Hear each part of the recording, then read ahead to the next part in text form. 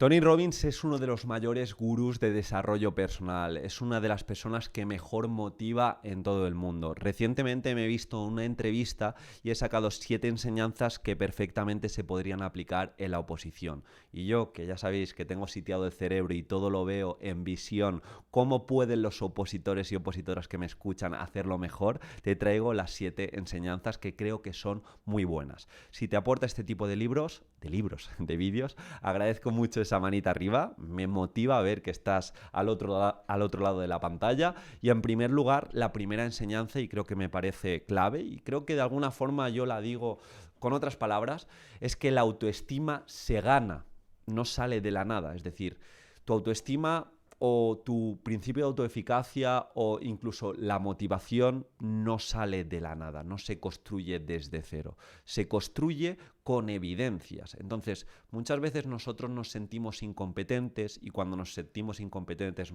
nuestra autoestima baja, nos volvemos pequeñitos, hablamos mal de nosotros mismos. Y como veis, no es la autoestima base que de forma divina tenemos, sino es la autoestima vinculada a nuestro principio de autoeficacia. Por lo tanto, aquí te pido que confíes menos en ti y confía más en tu trabajo. Confía menos en que la oposición va a ser para ti, es tu año, y confía más en hacer cosas distintas para que ocurran cosas distintas. Entonces, lo que decía yo el otro día en una clase de Estudia para Plaza, yo llegué al día del examen con una mochila llena de inseguridades, llena de incertidumbre de, no sé si voy a hacer bien el examen. Y estaba cagado realmente. Pero por otro lado, también tenía diferentes mochilas. Tenía la mochila de haber hecho 25 simulacros. Tenía la mochila de haber estudiado muchas horas con concentración. Tenía la mochila de haberme hecho muy bueno en innovación. ¿Y qué pesó más? ¿Mi confianza en mí o mi confianza en el trabajo? Ese trabajo me dio motivación, me construyó autoestima y por lo tanto hice una gran oposición. Segunda idea principal de este podcast, continuamente habla de la comparación. Compararse con otros es perder, sobre todo en las redes sociales cuando ves un trocito de la persona y normalmente ves el trocito más sesgado del mundo. Te comparas y generalmente siempre sueles salir más desmotivado. Te comparas con otro opositor, que a mí me pasaba, yo llegaba a la academia, me comparaba con opositores que hacían muy bien un supuesto y yo pensaba que eran malísimos los supuestos y me iba en casa muy pequeñito frente a ellos. Entonces empecé a cambiar mi visión. La gente que me hacía sentir pequeñito, me intenté acercarme a ellos y preguntarles cómo son tan buenos y si me podían ayudar, y me centré en mí, porque yo no sé esa gente con la que me comparo lo que hace en su día a día, no sé el día del examen cómo lo va a hacer. Entonces la comparación la intentaba utilizar para aprender de los mejores y compararme en mi yo del pasado. Si yo miraba a mi yo del pasado del mes anterior y me daba vergüenza, es que lo estaba haciendo bien, porque cada vez estudiaba mejor, cada vez comunicaba mejor, cada vez innovaba mejor, y de eso se trata la oposición.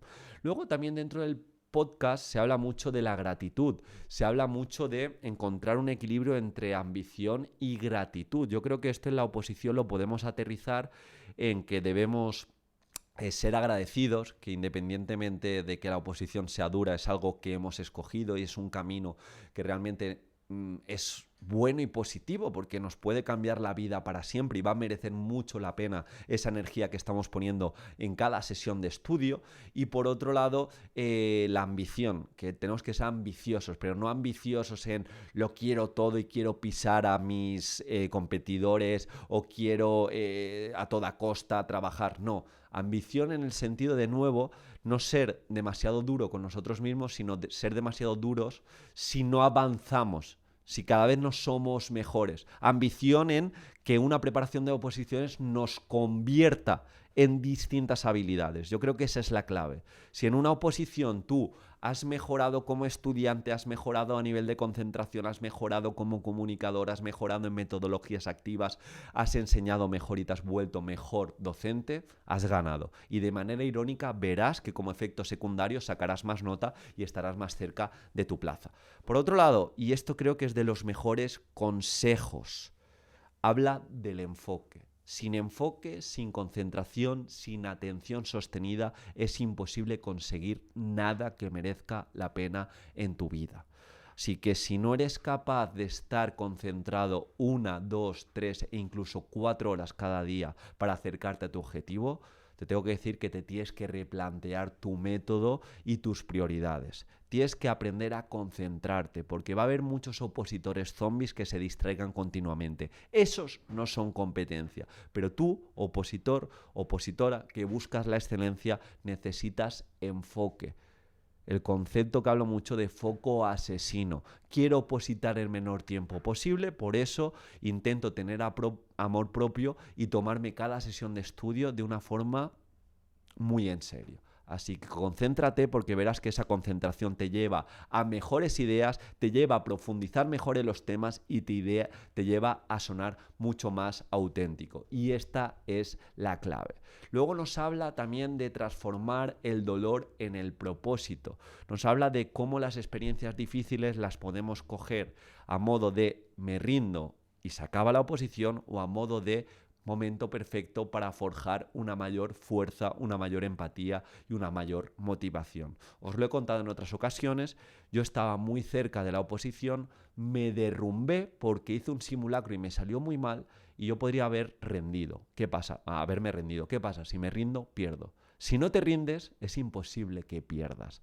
Tomé la otra decisión de decir que por mí no quede. Lo intenté y menos mal que tomé esa decisión.